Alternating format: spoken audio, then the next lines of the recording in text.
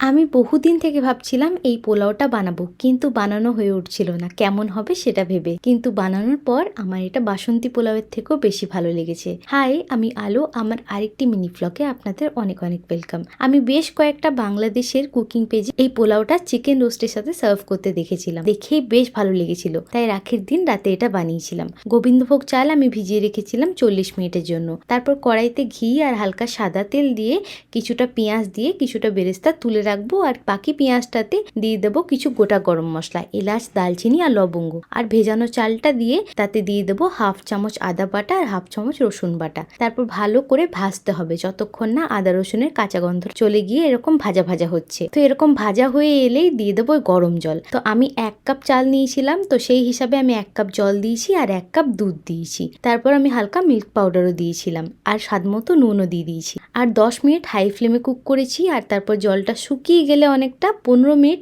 একদম লো ফ্লেমে রান্না করব। আর হ্যাঁ, আমি কয়েকটা কাঁচা লঙ্কাও দিয়েছিলাম আর 1 চামচ চিনি দিয়েছি। আর লাস্টে বেরেস্তা আর ঘি দিয়ে নামিয়ে নিলেই রেডি এই সাদা পোলাও। আমি এর সাথে চিকেন কষা বানিয়েছিলাম আলু দিয়ে। জানি না কতজন বিশ্বাস করবেন, আমার এটা বাসন্তী পোলাওয়ের থেকেও বেশি ভালো লেগেছে। শুধু খেতেও না দারুণ লেগেছে এটা আমার। তো আপনারা নিশ্চয়ই একবার ট্রাই করে আমাকে জানাবেন যে কেমন লাগলো।